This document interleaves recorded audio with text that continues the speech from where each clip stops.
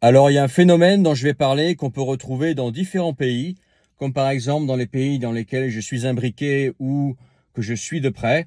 La France, forcément, je suis imbriqué dans ce qui se passe en France, on va rentrer en détail plus tard, évidemment. La Russie, pays dans lequel j'ai vécu pendant longtemps et dont je connais la langue. Les États-Unis, dont je connais la langue, forcément, l'anglais. Pays que je suis de près, quotidiennement, parce que les États-Unis, c'est ce pays qui a toujours un petit peu d'avance sur le reste du monde. L'Europe en général arrive en deuxième position et les États-Unis en première position en ce qui concerne les bonnes choses, mais aussi les mauvaises choses. Donc comprendre ce qui se passe aux États-Unis, c'est important. Donc ça fait les États-Unis font partie un petit peu de ma vie quotidienne puisque je lis beaucoup sur ce qui se passe aux États-Unis tous les jours. Les Pays-Bas. Les Pays-Bas, en fait, c'est le pays dans lequel j'ai grandi, pays de mon enfance, pays dont je connais aussi la langue et je sais ce qui s'y passe, etc. sur place, notamment quand il s'agit de ce phénomène. Et ce phénomène, c'est un phénomène qu'on peut retrouver aussi dans d'autres pays que je connais moins. Tu connais peut-être mieux que moi. Si tu connais mieux ces pays, fais-moi savoir en commentaire, par exemple, ce qui se passe en Allemagne ou ce qui peut se passer, par exemple, au Royaume-Uni ou dans d'autres pays, au Japon. J'ai ouï dire que c'est pareil, mais je suis pas assez calé. Ce phénomène s'appelle la pénurie de main-d'œuvre.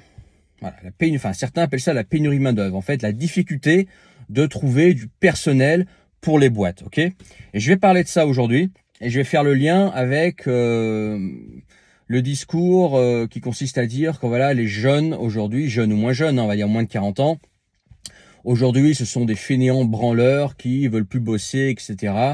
Et voilà, on a du mal à trouver du personnel parce que plus personne veut bosser. Voilà ce que j'en pense. Je vais te dire ce que j'en pense. En fait, il n'y a pas vraiment de pénurie de main-d'œuvre. Il y a des gens qui veulent travailler. En fait, dans l'absolu, tout le monde veut travailler. Mais c'est juste une question d'argent. C'est oui, tout le monde est prêt à travailler, mais à partir de combien? C'est toujours pareil. C'est quelle est la rémunération et quelles sont les conditions de travail que tu offres. Si ce que tu proposes, c'est juste du travail et faire l'esclave dans un travail qui permet d'avoir un salaire juste assez pour payer son petit appart, sa bouffe et son ticket de métro, bien évidemment que tu vas pas motiver les gens, bien évidemment que tu vas pas avoir foule de personnes qui vont postuler à ton emploi. Et les personnes qui vont postuler, ce sera soit des personnes désespérées, soit des personnes qui auraient été refoulées par tous les autres employeurs, qui sont forcément pas les bons employés.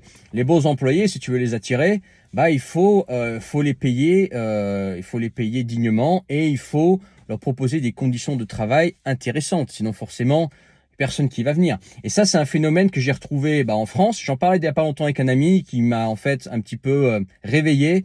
On parlait du marché de l'emploi. Je disais voilà, en Europe, c'est pas si mal, etc. Il me disait Koublaï, toi, tu parles des années 2000. On n'est plus dans les années 2000. Le marché de l'emploi en France, c'est beaucoup durci. Regarde sur les différentes plateformes de recherche de boulot, tu verras que les salaires, c'est à peu près les mêmes qu'à la fin des années 2000, mais le coût de la vie, voilà, il a plus que doublé, quoi. Donc voilà, c'est beaucoup plus difficile qu'avant. Ok. Pareil en Russie, j'ai vécu pendant des années. En Russie, on entend toujours, ouais, on n'arrive pas à trouver les gens, on manque de gens, on manque de gens. Bullshit. Il y a des gens, sauf que quand tu vois les salaires derrière, je sais pas s'il faut rigoler ou s'il faut avoir de la peine. Probablement, si tu t'en fous un petit peu de ce qui se passe en Russie, que tu n'as jamais vécu là-bas, voilà, ça va te faire rigoler, les salaires. Par contre, si tu as vécu un peu là-bas, ça va plutôt faire de la peine. Quand tu sais que certains, en fait, vraiment se cassent le cul, bossent des heures de malade pour des salaires de merde, clairement, à la fin du mois, forcément qu'il n'y a pas foule pour aller bosser. Si tu proposes un salaire de merde, des fois pour des boulots durs, des boulots manuels durs, forcément qu'il n'y a pas foule. Et il me semble que c'est pareil aux États-Unis. Je lis quotidiennement, je lis ce qui se passe aux États-Unis. Je suis des gens en fait qui sont aux États-Unis et ils parlent en fait du fait que les salaires ont stagné aux États-Unis, mais bien qu'ils soient encore plus hauts que la France. Et puis il y a des années-lumière des salaires de merde en Russie. Hein. Mais les salaires sont plus hauts qu'en France, mais le niveau de vie a tellement augmenté que finalement, ce qui était un salaire potable il y a quelques années, aujourd'hui, est juste le minimum à avoir, quoi. Et même gagner 100 000 dollars par an, ça te permet de vivre, mais pas de faire des réels projets. C'est pas avec ça que tu vas acheter une belle maison et avoir un style de vie confortable. Tu vas juste avoir la possibilité d'aller de l'avant, tu vois. On en est là aux États-Unis, d'après les youtubeurs ou des vidéos que je vois ou tout ce que je peux lire sur Internet. On en est là aujourd'hui, tu vois. Donc forcément, si le coût de la vie augmente mais que les salaires stagnent, soit parce que les employeurs ne veulent pas payer plus, soit parce que ils n'ont pas les moyens de payer plus. Hein. Des fois, tu sais, les employeurs, ils aimeraient bien payer plus, mais ils ont vraiment pas les moyens. Ces gens-là existent aussi. Il y a aussi des employeurs en fait qui entubent clairement tout le monde et qui entubent leurs employés et qui eux se mettent bien et qui exploitent leurs employés. Il y a des gens comme ça. Mais il y a aussi des employeurs en fait qui font de leur mieux, qui aimeraient bien embaucher, mais qui n'ont pas les moyens parce que l'économie n'est plus très bien, etc. Donc eux déjà, ils ont du mal à faire tourner la boîte et derrière, ils peuvent pas embaucher à des bons revenus parce que ils ont tout simplement pas les moyens. Sinon, leur boîte n'a aucun sens. Ok.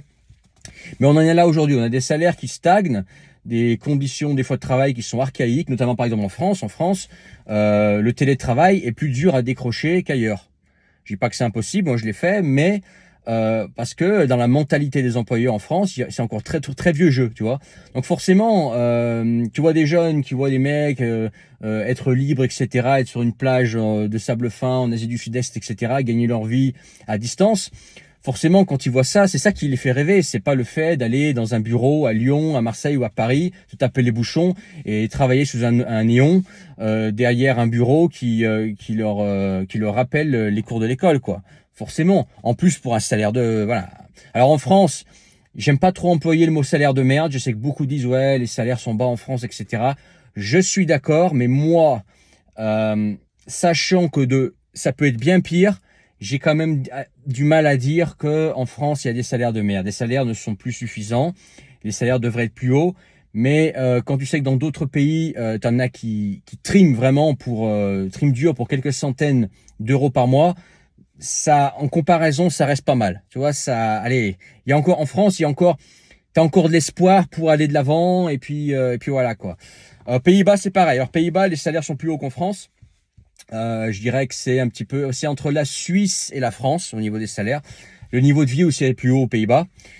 Mais en fait, il y a des métiers que les jeunes ne veulent plus faire parce que c'est des métiers durs, c'est des métiers physiques, c'est des métiers où potentiellement tu peux abîmer ta santé et que tu as d'autres métiers qui payent autant voire plus qui permettent de conserver leur santé. Donc il y a vraiment dans certains secteurs aux Pays-Bas des pénuries parce que les gens veulent plus le faire parce que si tu veux que les gens fassent des compromis sur leur santé, faut payer quoi. Et même là-bas, tout le monde n'est pas prêt à payer parce qu'ils disent ouais mais pourquoi je paierais un mécanicien tant alors qu'un ingénieur coûte tant? Oui parce que mécanicien t'as peut-être moins d'études mais c'est dur. C'est dur, c'est un truc, t'as les mains dans la mer toute la journée, c'est physique, etc. T'arrives le soir, t'es crevé, etc. Tu vis tu travailles dans une ambiance d'huile, de liquide, tu vois, de suie, etc. Forcément, le mec qui a le choix d'avoir le même revenu avec un métier qui abîme moins la santé, qui est moins physique, il va aller ailleurs. Sauf si tu commences à lui payer le prix. Donc c'est là aujourd'hui, on est dans la difficulté de un niveau de vie qui a augmenté. Et ça c'est pareil de partout, hein. L'inflation elle est partout. Hein. C'est pas qu'en Europe, c'est aux États-Unis, c'est en Europe, c'est en Russie aussi. Chacun a sa niveau de revenu, à ses niveaux. Hein. Là où il y a le plus haut niveau de vie, c'est les États-Unis. Là c'est le plus cher et c'est là où les revenus sont les plus hauts. Ensuite t'as la France, ensuite t'as la Russie. Tu vois, c'est chacun a ses paliers en fait de coût de la vie et des salaires qui vont avec. Mais globalement, effectivement dans ces 4 pays-là. Ce que je remarque, c'est que, dites-moi si vous connaissez d'autres pays qui sont dans ce cas-là, j'ai ouï dire que le Japon serait aussi dans ce cas-là actuellement, c'est que les salaires auraient stagné mais que le coût de la vie augmentait. En Angleterre, ce serait pareil également. Mais dans ces 4 pays-là, je peux dire que effectivement, le coût de la vie augmente, mais les salaires stagnent quoi. Donc forcément, quand tu proposes un revenu qui permet juste en fait de survivre, bien évidemment qu'il n'y a pas de motivation derrière, bien évidemment que tu vas recevoir moins d'employés de qualité, bien évidemment que derrière les employés ils vont pas être motivés parce qu'ils sont juste là pour survivre. Ils savent qu'avec ce boulot-là, ils pourront pas aller de l'avant, ils pourront pas construire leur vie, ils pourront rien faire. Donc forcément, ils vont en faire le minimum. C'est du bon sens, je veux dire. Tu peux pas t'attendre à ce que des gens bossent dur alors que ce que tu leur proposes c'est la survie. Tu vois? Donc il y a un réel problème là-dessus. Il y a un réel problème là-dessus, soit d'employeurs qui n'ont plus les moyens de payer les salariés, Et ça, pour les grosses boîtes, j'y crois pas du tout. Soit en fait, voilà, des employeurs qui exploitent clairement le marché du travail et qui en ont rien à foutre, quoi, qui en ont rien à foutre. On est un petit peu là. Après, ouais, effectivement, si toi tu fais partie de ces gens-là qui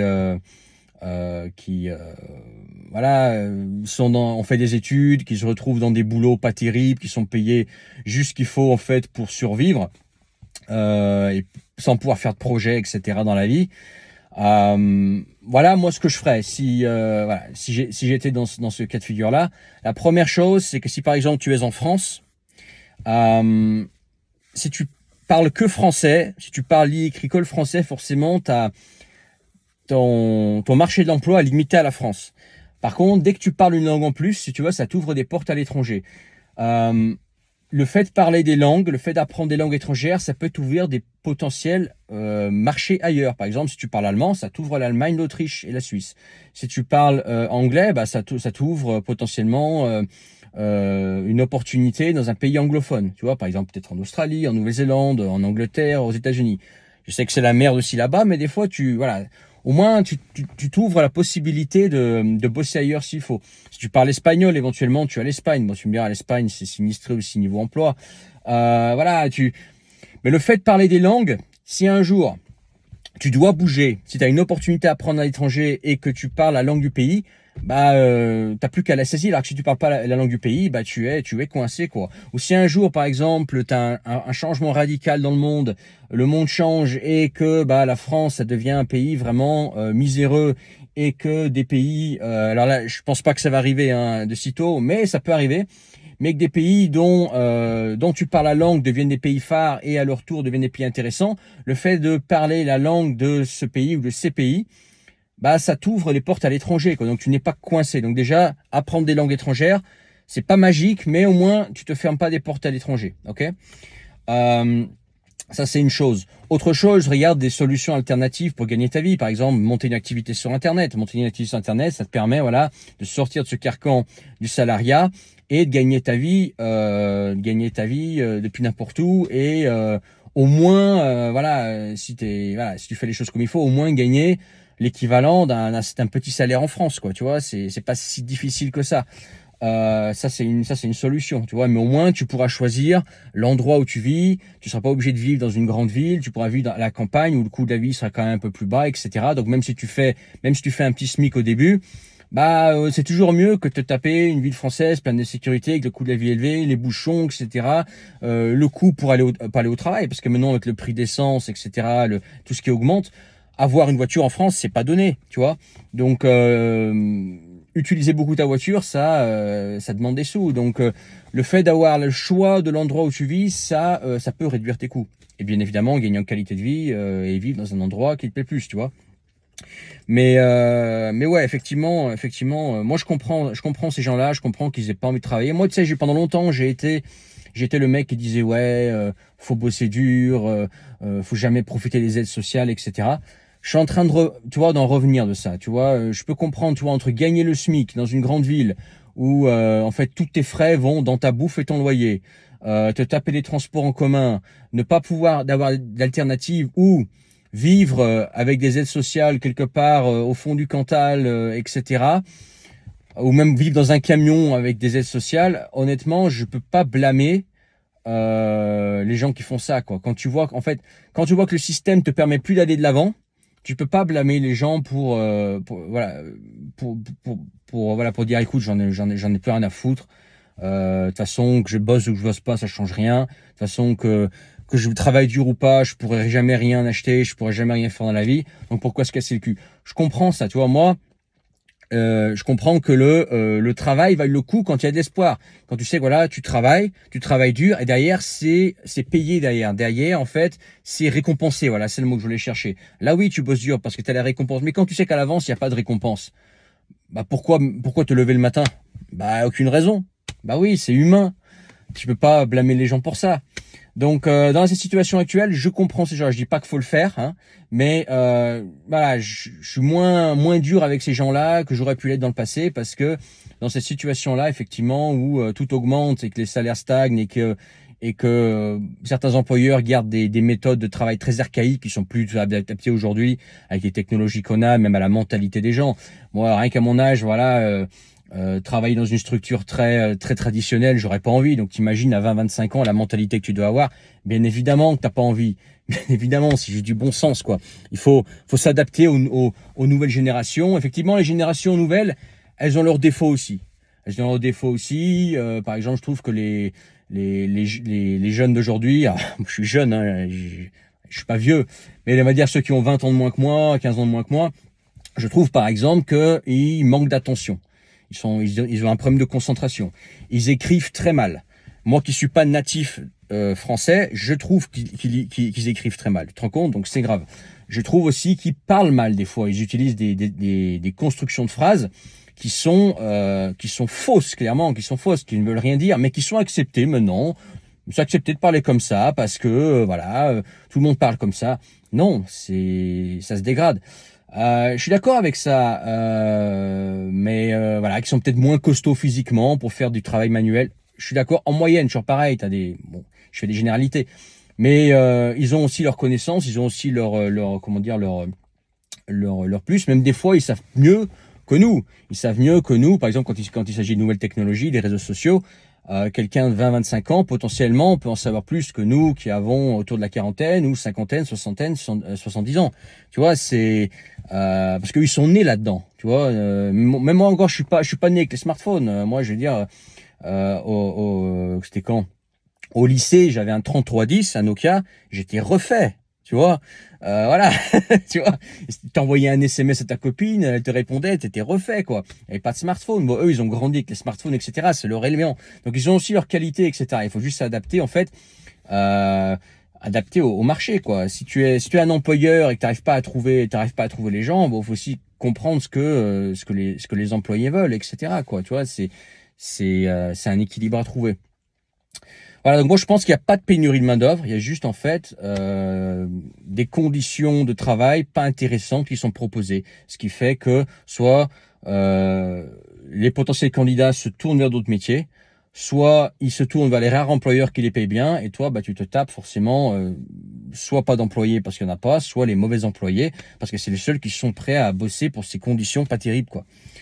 Voilà ce que je voulais dire. Reste dans la description le premier lien. Une bonne alternative.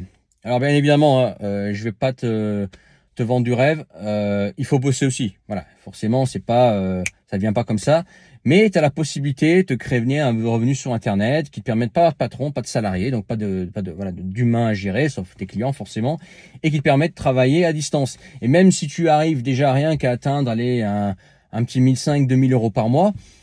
C'est toujours mieux voilà que de bosser un job moyen en France ou aller taffer tous les matins, etc. C'est toujours mieux, quoi. Même si au début c'est pas grand, même si au début ça te permet juste voilà de vivre, c'est toujours mieux que de vivre dans ces conditions-là que de taper les conditions de travail aujourd'hui en France alors qu'on te demande souvent des plus vieux qui te font la morale. On te demande de travailler dur alors que on te demande de travailler dur pour des conditions qui sont pas du tout motivantes, quoi. Voilà, t'es pas un esclave, voilà. Si tu bosses, c'est pour quelque chose, c'est pas pour être un esclave. Sinon, dans ce cas-là, autant rien faire, ok? Voilà, dans la description, le premier lien de la vidéo. Mets ton pouce si tu as trouvé ça intéressant, partage, et puis abonne-toi si c'est pas encore fait. Je te retrouve à plus tard pour une autre vidéo.